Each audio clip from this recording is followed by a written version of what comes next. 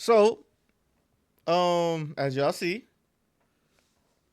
it wasn't gonna take me. It didn't take me that long. Literally, after I clicked off the last one, it was this one. And it says basically the title is "The Steam Machine Won't Cost What You Think." So let's A go ahead and check it gaming out real PC quick. that has the potential to Shout massively out to this shake guy up again. the Also, gaming like, console subscribe, industry. tell a friend. They were Hit that super like for your shockingly boy. open Helps me out about the now, bro. specs, features, and the design. But there is one piece of the puzzle that Valve is keeping close to their chest: the price. And that's a pretty important piece because Yeah, because if you remember in the last one that I said it was gonna cost about like $900 to $1,000. That's what I said. So let's see if I'm right. when you look at the discussion online, people love this thing because they think it's going to be a $500 console killer, or they hate it because they think it's going to be yet another mid-spec pre-built gaming PC for $1,000 US. I mean, But which one is it? Valve won't tell us yet, for some good reasons that we'll get to later. But what we do have is enough information and enough lines to read between that mess around. I I'm believe we sub can to make Buddy such too. an accurate guess that if we're off by more than $60 US, I will eat an entire Portal cake on the WAN show. What is a Portal cake? You don't remember the cake is a lie? An entire cake? That's true this time. Okay, well, because I counted on you guys to help with the work, you are gonna help me eat it. Gladly. We win as a team and we die as a team here. But I don't think that's gonna happen because our theory is solid and it starts with the comparison system behind me. This approximation will both give us a sense for what a DIY Steam machine would cost today, as well as give us a sense of how it might perform. Because Valve, they ain't no fools. They care a lot about the perceived value of the experience of using the Steam machine, not just the raw specs. Let's start with their CPU then, or rather, not quite their CPU. See, the Steam machine uses a semi-custom 6-core chip from AMD, and while we would have loved to use the near identical Ryzen 5 7540U, we don't have a custom motherboard to solder it to, so we're gonna be stuck with the socketed desktop Ryzen 5 8400F. To get our performance estimate a little closer though, we're gonna tweak its power and clock frequency to be closer to Valve's baby. About like so. Now we just need to save and quit. It's not working. Oh wait, I know what the problem is. We didn't configure our segue to our sponsor. Ugreen. Their beginner-friendly NAS offers up to 120 terabytes of storage. It syncs. Now we just put our equivalent CPU in there and immediately we're completely off the rails with the ASRock B650M-H M.2 Plus, a motherboard that, other than being a motherboard, is as different as possible from the one inside the Steam machine. For starters, it's much larger, with robust power delivery and a plethora of expansion ports and slots that just aren't needed in the GameCube, which, other than a socketed SSD and system memory, uses soldered components to save on space, complexity, and cost. Our board then is likely much more expensive than the one that Valve is using. However, the flip side is that creating a custom motherboard, that ain't free, and Valve is gonna have to make up those costs somewhere. Perhaps by cheaping out on the RAM? That's what I was Now, thinking. we don't know for sure that Valve will select generic JEDEC speed RAM like this 16 gig kit from Crucial. But what we do know is that they've chosen compact SODIMM modules in order to save space, which could cost them a little bit extra. We also know that the 7540U is rated for a maximum speed of 5600 megatransfers per second. And unless Valve went more custom than they let on, that's probably about as fast as their semi-custom silicon will go. But that raises a big question. How custom did they go? What does semi-custom actually mean? As it turns out, it means pretty much off the shelf, but with some tuning to the firmware, power so it profile, is, and okay, drivers. so there's gonna And be different types. that choice Up to 2 tells us a gigs. fair bit, Or actually. 2 terabytes, my bad. Think back to the recent news about Xbox reportedly canceling their handheld. Allegedly, that was at least partially due to the fact that AMD wouldn't commit to a custom SoC unless Microsoft could guarantee at least 10 million units sold. So what I'm hearing is Valve is projecting enough sales to bother doing this project at all, and probably enough for AMD to give them a measurable price break, but not enough to sell 10 million Steam machines. Because if that were the case, they might have chosen something more custom, a strategy that clearly contributed to the incredible price-to-performance ratio of their handheld console, the Steam Deck. There's any number of different ways to interpret this. I mean, Valve has been burned on Steam machines before. Are they just playing it safe this time? Or do they just think the market for a Steam living room console that's also a computer is relatively small? I mean, to you and me, 10 million units is huge. I'd be stoked to sell 10 million units of anything, like the new transparent screwdriver from LTDstore.com. But when we compare that number to console sales, yeah, it is tiny. Even infamous failures, like the PS Vita and the Wii U, sold significantly more than that. So to me, this reinforces the few hints that Valve has given with respect to pricing. What it tells us is that while Valve could look for every possible lever to drive down price, they just aren't that interested in betting big on upending the console market. It seems like they're more interested in replicating the Steam Deck's success by giving gamers more ways to play Steam games and putting a reference platform out there for other hardware manufacturers to chase and, who knows, maybe install SteamOS on? With that in mind then, it's not in Valve's best interest to monopolize the market. They want to drive competition in it, which unfortunately means they aren't likely to slim down their margins and hit a Christmas listable $500 mainstream console price Yeah, I'll point. tell you that right now. I actually asked Valve about that point blank, and while they didn't say no, they also didn't say no, which is kind of a downer. And we've yet to complete our descent. As I install our Kingston NV3 with 500 gigs of storage, I can't help but be reminded of the rising costs of both the NAND flash storage chips that are at the heart of every SSD and every type of memory right now. Like, both of them are more out of control than a preteen on Maury Povich. Catch me outside. And even though it's not Christ. intuitive, this is mostly due to the insatiable demands of AI factories and hyperscalers who are sucking up all the available production. And guess what? All of that is It actually gets true. worse. While US tariffs Yeah, because honestly, like we have a bunch of data mining companies coming in, at least in the Midwest, and like that's being more and more something that is going to make the prices go up, seem along with gold also. So to be easing off a little, there is no denying that global trade friction and protectionism are hot trends right now. And in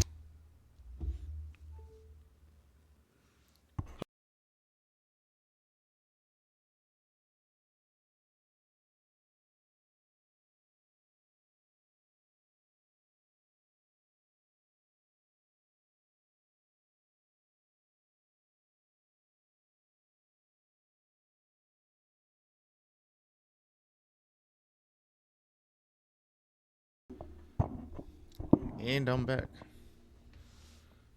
just the few months between now and broad availability of the Steam machine, any given part of it could easily face cost increases due to these factors.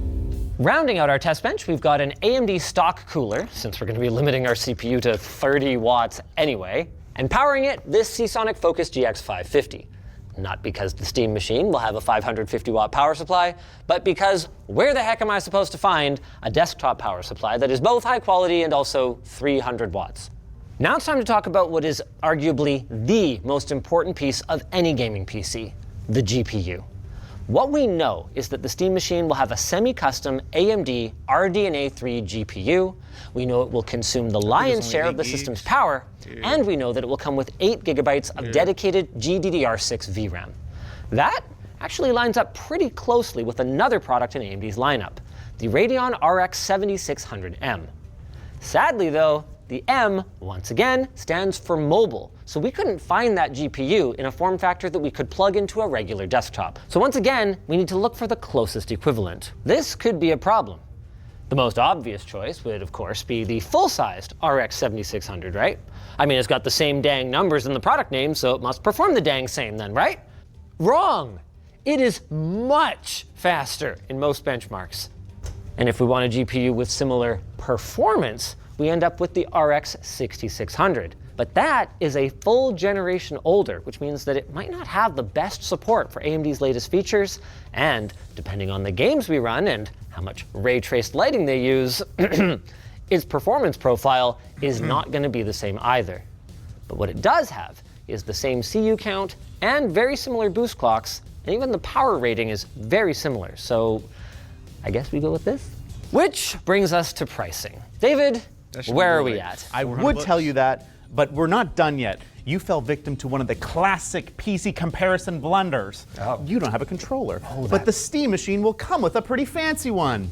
Oh. I chose the Cyclone 2 from GameSir as our stand-in. It's a high-quality wireless controller with TMR sticks that comes with its own charging dock, Not all the for same one, $56. But the box is missing its dongle, so instead we're going with the winner of the Ultimate Controller Showdown from last year, the Easy SMX 20. You love this controller. Okay, but that's still the same price anyway. It's close enough that our calculations are still correct. Okay, so what are our calculations? Well, if we were to build this machine using the lowest historical pricing from the cheapest sources, Which I would like to. and let's say we add $50 for a case, Right. we're looking at just over $600 US. Oh, well, that's great news. That's I mean, decent. it's SteamOS, so there's no Windows tax, so $599. I was not done. If we build it today, in the current market conditions from the cheapest sources, we're looking at close to $900. I told you. I told you. I fucking told you. But we don't have to buy these exact parts. No, if we're deal hunters and we don't mind giving up some of the bells and whistles and some of the name brands, it would save you about $100 without giving up any performance. Okay, but that's retail pricing. That's got some margin What? Only like, I think it's like $60, $70 or something like that you saving? built into You might as well just spend the extra money. it. So well. I don't think I'd say $799 either. Or maybe I would. Chatting with some industry sources, it's estimated that there's as little as 10% net profit in PC parts, which would put our estimated cost between $700 and $750. With that said, Valve benefits from a direct-to-consumer model, meaning that they get to take both the brand and retailer margins. True. And, as we already acknowledged, we did overspend on a number of our components, including the power supply, the motherboard, and the Yeah, case, compared That is also something that you really got to, you really got to, you can't cheap out on the power supply. I learned that the hard way. When I had, well, I say like 3 of my my PC people tell me like, yo, bro, you can't cheap out. You gotta have, I forgot the exact number. But it's like, yo, you can't cheap out on your power supply. You can't. And I was like, you know what? I won't. And yeah, let's just say I spent a pretty little penny on that power supply by itself, but before the motherboard or after the motherboard and after the 2 terabytes of memory. Oh my gosh. to what Valve would pay. With that said, in today's market, I still don't think they're going to get costs under $600 to $650, meaning that the final question is, what kind of markup will Valve target on the Steam machine? Without being a fly on the wall in their boardroom, it's impossible to say for sure. all that Valve would tell us is that they want their hardware business to be sustainable. But what does that mean? I think it means $699 US, if there's no major changes in the market. It's probably above Valve's cost today, and there'll be some opportunity for them to improve their margins over the several-year lifespan of their device as their initial investment gets paid off and hopefully RAM and SSD pricing returns to some kind of normalcy. And if we factor in nice-to-haves like the dedicated antenna for up to 4 wireless Steam controllers, not to mention the controller itself, the Steam machine presents a compelling value at that price without completely undercutting the market. And maybe this is the most important factor, it's kind of a funny number. I don't love this answer, and I'm sure I'm not the only one who's sitting here wishing that it was priced like a game console. I mean, who wouldn't want that affordable of a PC? But you see what I did just there? I just moved the goalpost. A big part of the reason I want this thing to be affordable so bad is because it is a PC with all the benefits of a PC. Yep. Like no cost online play for most games, the ability to take advantage of Steam sales, not to mention other gaming marketplace sales, and maybe most importantly, the ability to use it for all kinds of non-gaming applications. But it's exactly that PC-ness that makes the console pricing model just not work for Valve. Freaky ass boy. It would take a matter of minutes for me to grab my brand new Steam machine, install Windows and Epic Games Store on it, and then never give a penny of ongoing revenue to Valve. So coming back to that word, sustainable. If they want their hardware business to make business sense, they can't risk pricing this thing so attractively that, say, a corporate office might buy 80,000 Steam machines and kit out their entire workforce, all of whom will buy a total of goose egg games. Now, the Steam Deck was never in any real danger of that happening, which is why it could be priced as aggressively as it was. But the same can't be said for the Steam machine. So, with that in mind, what are we getting for our $700, or at most $800 if the market goes completely wackadoodle? Man, SteamOS rocks. I know, right? Of course, that's not what we're evaluating today. Nope.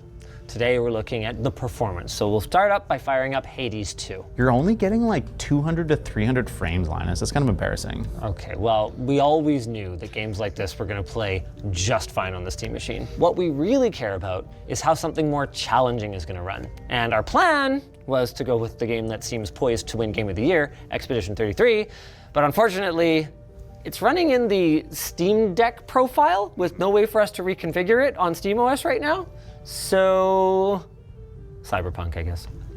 It's the crisis of the 2020s. This looks pretty good. Yeah, it looks pretty, but Cyberpunk at 4K medium details would look pretty. I can tell you as the person holding the controller though, 45 FPS is not great for driving. But what's up with that? Valve said that out of the gate, the Steam machine should be capable of running pretty much any game on Steam at 4K with FSR, about 60 FPS. Well, that's where there's clearly some tuning for them to do. Let's see if we can get to 60. Why don't we start with a low rather than a medium preset, and then let's change our FSR to performance, which renders the game at an even lower resolution before upscaling. Oh, hey, that looks better. That is above 60. Way better. That Okay. sounds pretty good. Yeah, still looks decent. There's a little bit of graininess.